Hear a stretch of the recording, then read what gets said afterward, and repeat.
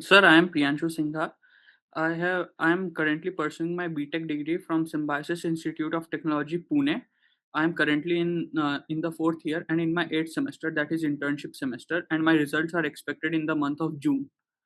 Uh, and apart from that, sir, my CGPA in BTech up to seventh semester is 8.63, and my final year project was Smart Water Quality Monitoring System using ESP32 and machine learning algorithm. Before my BTech, sir, I was in Kolkata. In Kolkata, I pursued my 10th and 12th from Birla High School in the CBSE board. In 10th, I secured 94.2%, and in 12th, I secured 95%. And sir, this year, I gave GATE in 2025 as well as 2026. In 2025, in the EC branch, I got 45 out of 100 marks with 1489 rank and 584 gate score.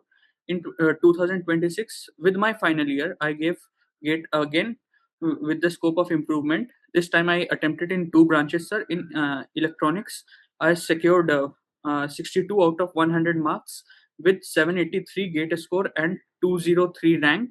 And in IN, sir, I secured 59.67 marks out of 100 with 623 gate score and a 306 rank.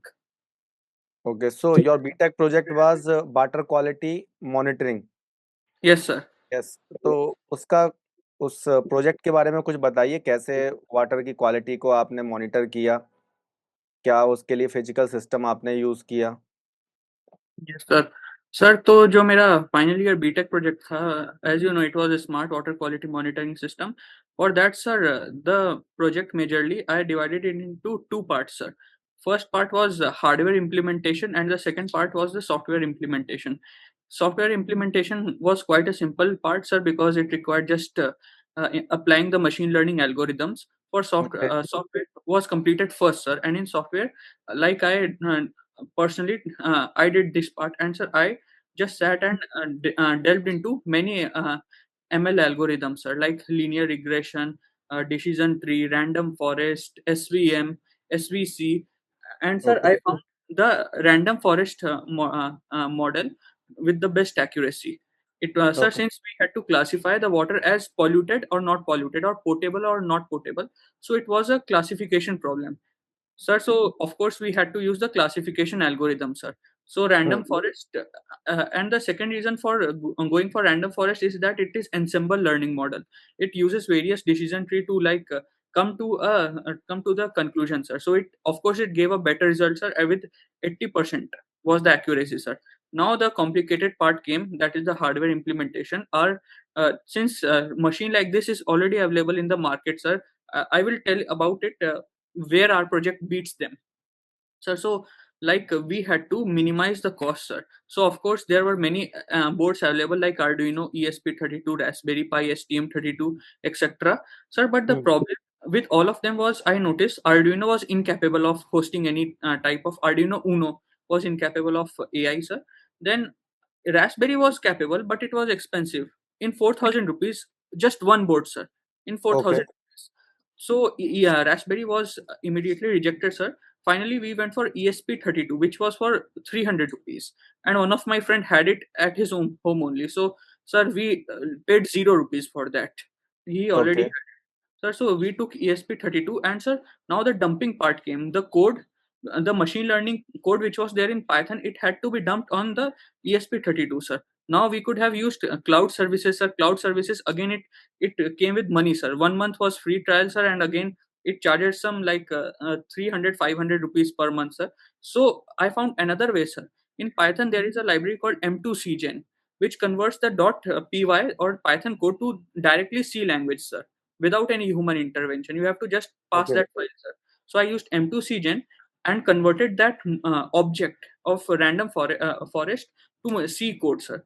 And that okay, object I later used in ESP32 code, and so that is how we finalized our project, sir. Now the hardware, how it had to be implemented, sir.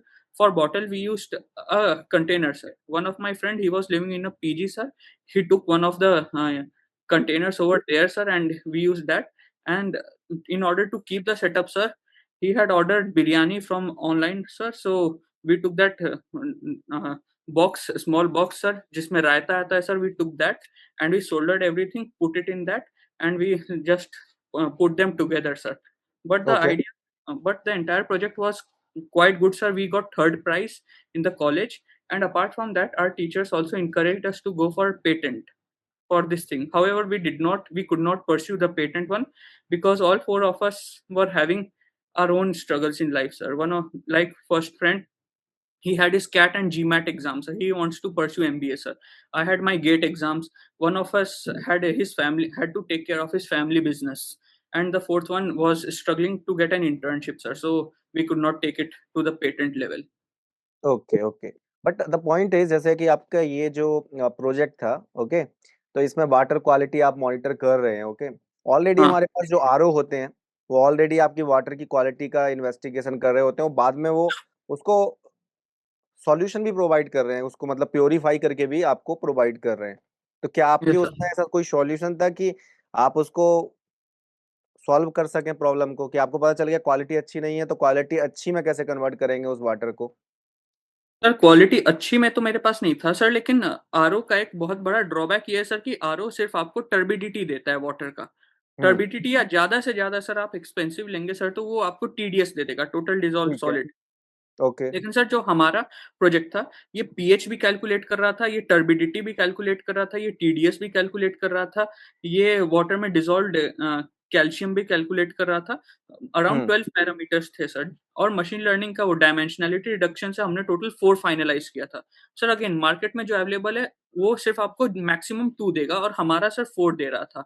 और sir दूसरी बात, हमारे project की खासियत ये थी sir कि same water मतलब एक ही जो डिफरेंट इंडस्ट्रीज़ काम करते हैं, जिन्हें वाटर चाहिए रहता है, उनका हुँ, सेम रिक्वायरमेंट नहीं रहता है सर। जैसे अगर मैं कंडक्टर इंडस्ट्री की बात करूँ, उन्हें ठीक है। 99.9999999% प्योर वाटर चाहिए, लेकिन वहीं पे पेपर पेपर पल्प जो बनाते हैं सर, उनका 99.9999999% प्योर वाटर उन्हें नहीं चाहिए रहता है सर। उनका मतलब 50-60 से भी काम चल जाएगा, पेंट वाले को उतना नहीं चाहिए रहता है सर। तो हमारा मेन आइडिया ये था सर कि वो कंपनीज़ ये हमारा प्रोडक्ट लें और अपने अकॉर्डिंग देखें। सर जैसे कि अगर वाटर की मान लेते हैं सर, कोई अगर पेपर पल्प कंपनी देख रहा है, 70-80% वाटर उसका प्योर आ गया, उसके लिए तो काफ़ी है सर।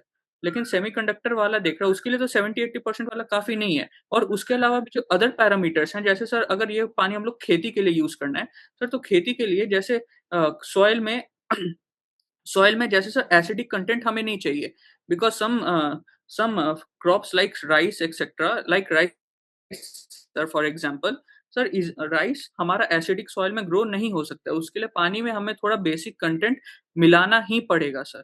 तो हुँ, ये प्रोजेक्ट वहाँ पे काम आ जाता है, मतलब आप पानी देखेंगे और आपका जो हिसाब, आपकी जो रिक्वायरमेंट रहेगी उस अकॉर्डिंग आप बोल सकते हैं, yes I will use this water and I won't use this water. आपका सब्जेक्ट में कम्युनिकेशन फ़ेवरेट सब्जेक्ट एक आता है। हाँ sir, communication, network theory, EDC, mathematics और सिग्नल सिस्टम्स। अच्छा, तो आप बताइए कि एसएसबी जो होता है, single sideband yes suppressed sir, carrier yes sir. और सिंगल साइडबैंड फुल कैरियर, हाँ, इन दोनों में बेटर कौन है? Yes sir. Single sideband suppressed career और सिंगल साइडबैंड फुल कैरियर में बेटर कौन है?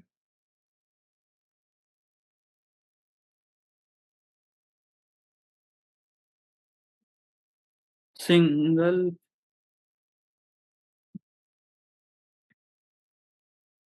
Sir I think sir single side band full carrier sir, क्योंकि हिल्बर्ट ट्रांसफॉर्म तो दोनों में यूज़ होने वाला है। और सर फुल कैरियर में हम लोग शायद वो एनवेलप डिटेक्शन ये सब कर सकते हैं, एनवेलप डिटेक्शन कर सकते हैं, इसीलिए। अच्छा और इसमें बैंडविड्थ? सर बैंडविड्थ दोनों में सर हमारा एफएम ही रहेगा सर। सिर्फ़ डीएसपी एससी और डीएसपी एफसी में 2 एफएम हो जाता है बैंडविड्थ। अच्छा, पावर?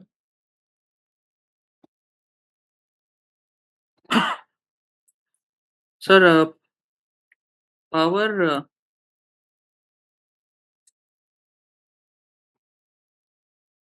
एक second sir, power sir same ही रहेगा, दोनों में? पीएम। फुल कैरियर में हम लोग सिर्फ एक ए कॉस ओमेगा टी का टर्म जोड़ रहे हैं, already existing lower side band में, और एसएसबी-एससी में सीधे अपर या लोअर साइड बैंड है सर। तो ए स्क्वायर बाय नहीं, नहीं ये वाला टर्म एडजस्ट हो जाता, नहीं सर सेम ही रहेगा। मुझे याद है सर, वो डीएसबी-एससी और डीएसबी-एफसी में ही सिर्फ बदलता है, मतलब ज़्यादा कम होता है। ऐसा। Single side band suppressed carrier में क्या होगा? फुल कैरियर में क्या-क्या होगा? Sir single side band suppressed carrier का अगर मैं आपके सामने ये एलएसबी अज्यूम करूँ, लोअर साइड बैंड अज्यूम करूँ सर, तो उसका इक्वेशन हो जाएगा M cos omega CT plus M cap, मतलब Hilbert transform sine omega CT, M cap T sine omega CT. और ये फुल कैरियर में बस इसमें प्लस ए कॉस मतलब कैरियर का टर्म जुड़ जाएगा। तो अगर सिंगल साइड बैंड का पावर निकालिए, क्या आएगा? पी प्लस ए, मतलब ए स्क्वायर बाय 2 वाला टर्म एक अलग से आ रहा है, जुड़ रहा है किसमें? कैरियर वाले में, फुल कैरियर में। फिर आप बोल रहे थे दोनों में पावर सेम लगेगा। सर वो मैं डीएसबी-एससी और डीएसबी-एफसी के साथ कंफ्यूज हो गया था। ठीक। एनवेलप डिटेक्टर कैसे आप बोलते हो कि अच्छा है? किस मायने में? सर क्योंकि जो ये सिग्नल मतलब ऐसे करके जो एनवेलप बनाता है सर, वो ऐसे-ऐसे करके मतलब उस ट्रेस कर लेता है उसका। ठीक है, तो एनवेलप डिटेक्टर का मतलब अगर मैं बोलूँ कि क्यों अच्छा होता है, बेनिफिशियरी क्यों होता है? कि अगर मैं बोलूँ, आपने बोला कि एनवेलप डिटेक्टर से डिटेक्ट होगा एसएसबी-एफसी, यही बोला ना आपने? हाँ जिससे सर। तो ये एसएसबी-एफसी एनवेलप डिटेक्टर से डिटेक्ट होगा, तो इससे क्या बेनिफिट है? एनवेलप डिटेक्टर क्यों हम लोग यूज़ करते हैं ज़्यादा?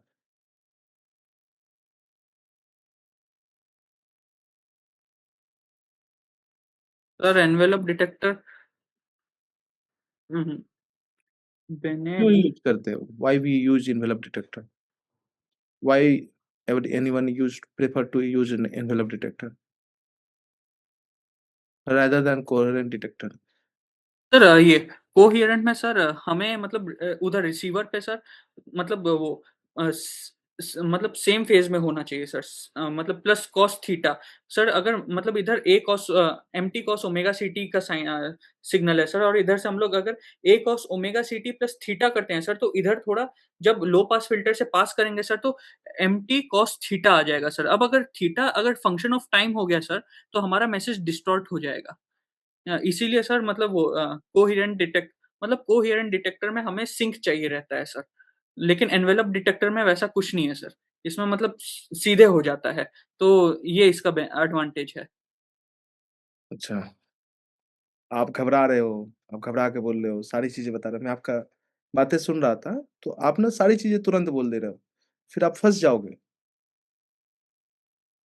हम दुनिया में जितना पढ़ते हैं उतना ही नॉलेज थोड़ी होता है, बहुत कुछ होता है। तो आप बोलना कि सर मैंने 2 टाइप का प्रिपरेशन किया था, इससे तो बहुत तरह के हो सकते हैं, लेकिन मेरे पास 2 ही तरह का नॉलेज है। अब मैं या आप इसको ऐसे बोल दिया करो सर, जहाँ तक मुझे पता है हाँ, कि मतलब ये 3 मैंने पढ़ा है, बस ऐसे करके। हुँ। तो आप फँसने के चांस कम हो जाएँगे ना आपके, कि अब 4 हैं कि नहीं आपको पता ही नहीं है मान लो। सपोज़ 3 ही होती हों और मल्टीपल होती हों, तो आप कैसे करो कि सर मुझे इतना पता है कि मैंने ये 3 पढ़े हैं। लेकिन फिर 3 के बारे में आपको पता होना चाहिए। बस आपका हो गया बढ़िया रिप्रेजेंटेशन। आप जब भी बोलोगे ना, ये ऐसा हो सकता है कि आप जब भी बोलोगे मान लो कि आप बोलोगे कि सर मुझे स्टेशनरी रैंडम प्रोसेस पता है। तो आपने बोला, अब मैं आपसे पूछूँ स्टेशनरी रैंडम प्रोसेस क्या होता है? फिर आप फँस जाओगे। आप बताओ क्या डिफरेंस होता है स्ट्रिक्ट सेंस से stationary random process? Sir strict sense stationary का जहाँ तक मुझे याद है, nth nth ऑर्डर तक उसका ये शिफ्ट इंडिपेंडेंट होना चाहिए। मतलब मीन कांस्टेंट होना चाहिए, और ACF function of T two minus T one होना चाहिए सर। और वाइट सेंस स्टेशनरी में सिर्फ पहला वाला हम लोग देखते हैं सर, मतलब सिर्फ फर्स्ट स्टेप तक हम लोग देखते हैं। मतलब मीन इसका कांस्टेंट होना चाहिए और ACF is a function of T2 minus T1, मतलब बीच का वो गैप का। जब फंक्शन ऑफ टाइम डिफरेंस होना चाहिए। हाँ सर। ठीक है। Yes sir. ठीक है, सर चलो। बहुत अच्छा हुआ सर मैं ये इंटरव्यू दिया सर आप लोग के साथ। मुझे वरना अब तक लग रहा था सर कि गेट के सवाल बन ही जाते हैं, पीवाईक्यू का बुक उठाता हूँ ऐसे ऐसे सॉल्व हो ही जाता है सर, तो इंटरव्यू के लिए भी मैं तैयार हो ही गया हूँ सर, लेकिन अब पता चल ओहो! रहा है सर कि तैयार हो, तैयार हो, ऐसा मत सोचो। तैयार हो ऐसा नहीं है। ऐसा अगर आप मत 50% आंसर दे पा रहे हो किसी भी इंटरव्यू में, इस टाइप का जो BARCISR हो, तो आप अगर अच्छा जा रहा है इंटरव्यू, तो आपने आज भी आंसर किए हैं, ऐसा नहीं है। और टफ होता है भाई इंटरव्यूज, टफ वैसे नहीं होता, उसको हैंडल करना बहुत टफ होता है। इंटरव्यू इतना आसान नहीं होता है। आप अपने प्रिपरेशन पर ध्यान दो, अभी जून तक आपके पास टाइम है, आपका अच्छे से हो जाएगा। हमने भी कितना ठीक टाइम सर। इसलिए लगाया क्योंकि तुम एक सिंसियर स्टूडेंट हो, नहीं तो आधे घंटे 45 मिनट में हमारा इंटरव्यू कंक्लूड हो जाता अभी तक। 1.5 घंटे हो गए। चलो। ठीक है। ठीक है? अच्छे से पढ़ो। ठीक सर। Thank you sir.